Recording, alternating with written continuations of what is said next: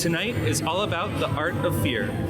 And what better place to do that than here at WM Haunted Hayrides in Ballston Spa, New York. Now, if you're ready, follow me, follow me, follow me.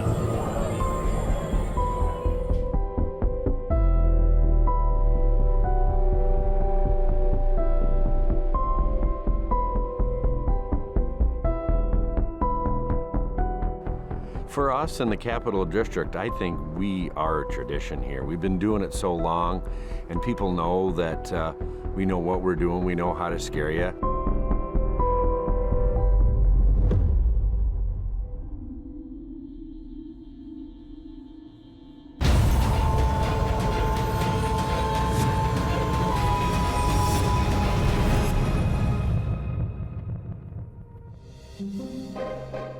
I grew up here.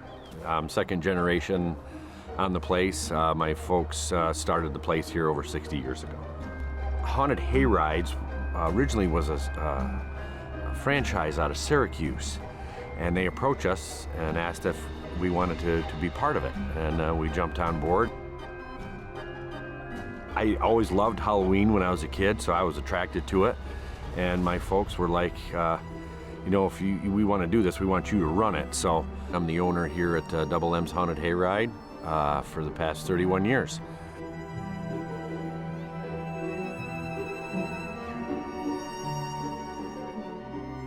So we have a pretty massive operation here at Double M, about 100 plus employees. We have a management team that kind of guides the process to make sure all of our actors are in their spots and everything's going smooth. If you have your makeup done, you know where to go, please go to the wagon. Thank you. So we gather our creative brainstorm team in March. It's a handful of us that get together. We talk about the past season, what worked well, what's time to say goodbye and introduce some new themes. We'll talk about ideas that each of us has for the next season, and then we'll kind of sketch out a rough draft of what our haunts are going to be so that we can start planning the process.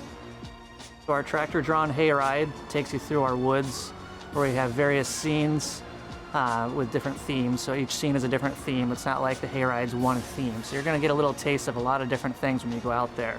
Different types of characters, different experiences, some high energy where it's loud and intense. Some might be a little more low energy where it's more creepy and suspicious. So everything's a little different. We try and switch it up as you go through, so you go through kind of a range of emotions as you're going through the hayride. Our actors, when they're cast at the beginning of the season, everybody is assigned a specific haunt, is what we called, which is a scene throughout either the hayride on the trail or throughout one of our various houses here. And they're typically at that spot for the entirety of the season. What's really fun is seeing people come out of their shells by like the second weekend. It usually takes a couple weekends, but once they get into their groove, they're awesome. So it'll sort of be, you know, looking at their character or their scene that they're a part of and determining, you know, what, if they're struggling, what might motivate their character, or what, you know, is the objective of their character. What obstacles do they have to them getting what they ultimately want? You have beautiful teeth. I'm going to add them to my collection. So wait right here.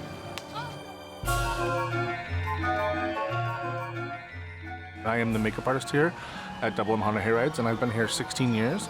And on a normal night, I can do anywhere from 60 to 70 people in an hour and a half in order to get them out on the trail to do their job.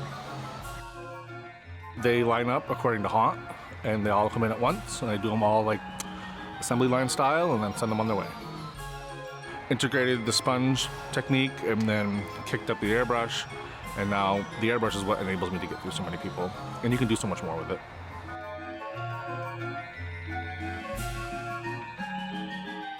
And to be honest, makeup is only can do so far. It has one job, and that's to make you look a certain way. If you don't act a certain way, it doesn't matter what you have on your face. So it all depends on our actors. They are the ones who make things happen.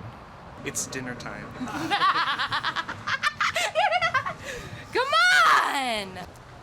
I think people like to experience something that is almost unimaginable in normal day life.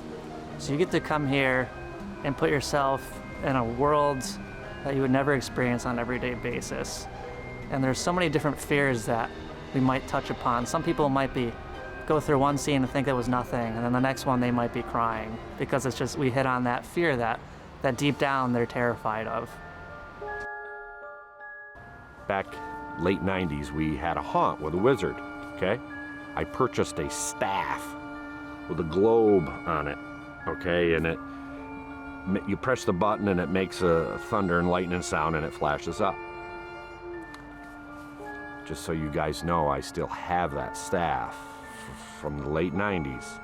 I've never ever put batteries in it. We no longer haven't done the haunt in 20 some years, and it still works.